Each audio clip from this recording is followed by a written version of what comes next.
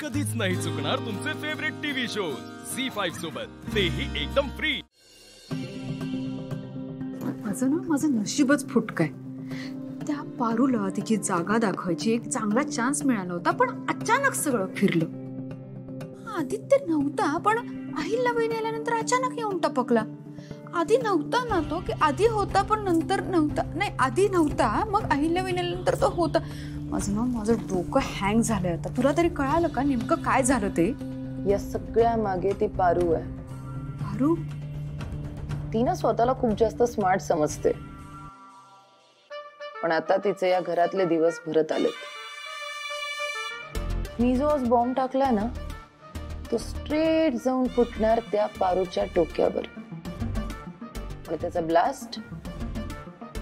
Blast होणार इथे Kirloskar mansion मध्ये. असं काय केलंस तू? आपल्या कंपनीच्या वेडिंग ऍड शूट मध्ये त्यात हरीश आणि पारू जोडीने बसणार होते, राईट? हो. पण आयत्या वेळेस बसले आदित्य आणि पारू. त्या वेडिंग ऍड शूटच्या डेमो व्हिडिओची लिंक मी सासू मॉमना सेंड केली. आज ना उद्या त्या तो व्हिडिओ बघतीलच, आणि मग पुढे आपल्याला काहीच करण्याची गरज नाही पडणार.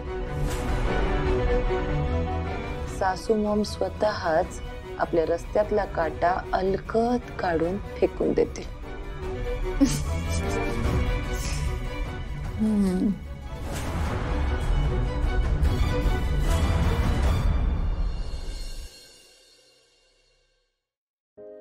बंगल्याच्या बाहेर जायचं नाही, हे बचावलं होतं ना तुला? बचावलं होतं का नाही? तुला जर का तुझ्या बापाच्या शब्दाची किंमत नसेल ना, तर मला बा तरी कशाला म्हणतेस?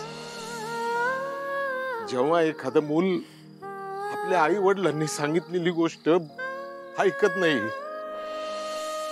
काही गोष्टी लपवून ठेवते, खोटं बोलते, तेव्हा त्या आई बापाला किती त्रास होतो हे तुम्हाला नाही कळणार.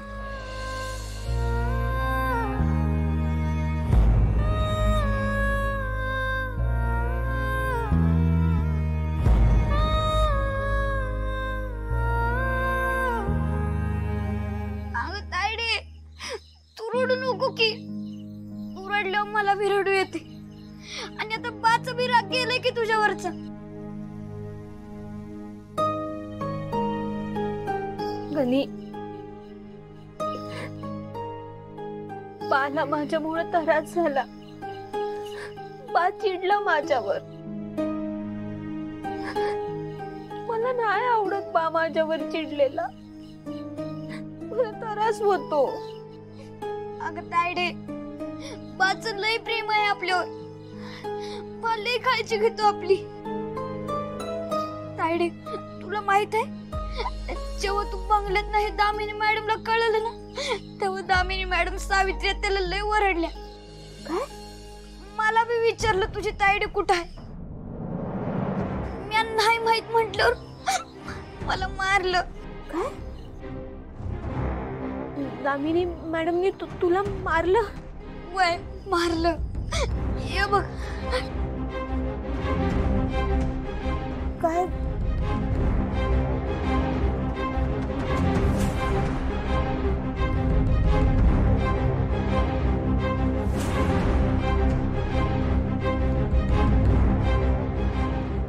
गणी, अरे इथं बघ.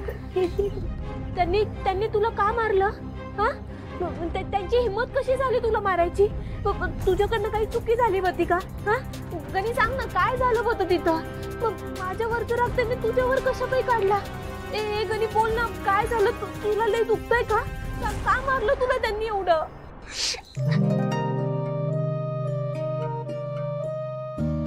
थँक्यू.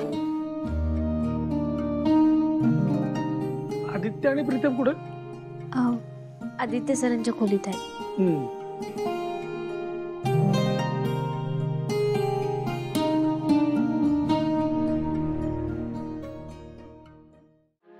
पारू, तुला काही सांगायचंय का?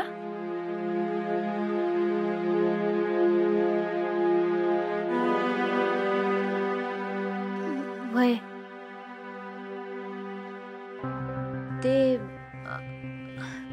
ते मी काल आदित्य सरांना घेऊन बाहेर गेले होते.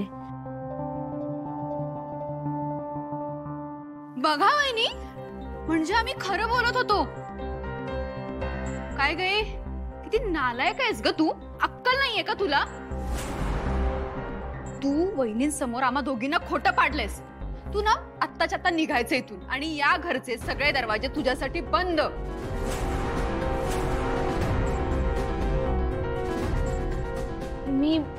मी माझ्या कामात काही चुकी केली का?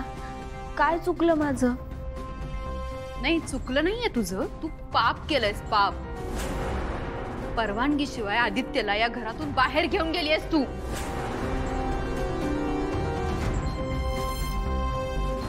पारू, तुला आदित्य कोण आहे याची आयडिया आहे ना? अगं त्याला जर काही झालं असतं तर ऍटलीस्ट मला तरी कळून जायचं होतंस तू. थांबा.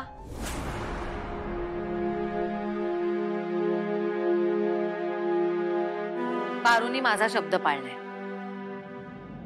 मी तिला जाताना सांगून गेले होते की आदित्याची काळजी घे, त्याला एकटं सोडू नकोस. तिने ते केलंय. तिने तिची जबाबदारी पार पाडली. यात पारूची काहीही चूक नाही. पारू, तू जा तुझ्या कामाला.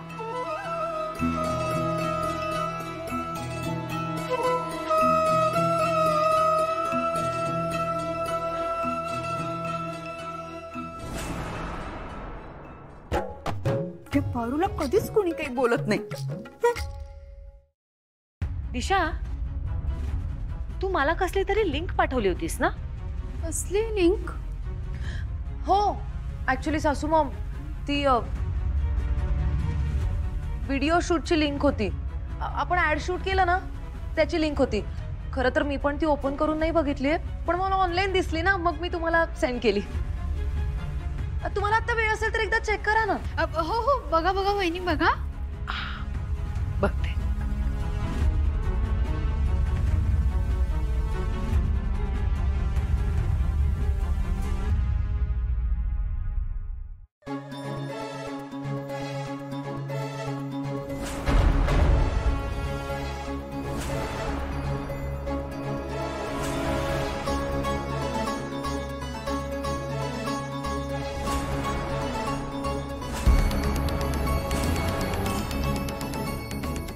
सावित्री, आदित्य आणि प्रीतमला बोलाव. आणि हा, हरीशला पण बोलवलंय म्हणून निरोप दे. हो, बोलते. दादा एक मिनिट, आदित्य सरांनी प्रीतम सरांनी बोलवलं सांग. हो. झी5 ॲप डाउनलोड करा आणि पहा सर्व एपिसोड्स एकदम फ्री.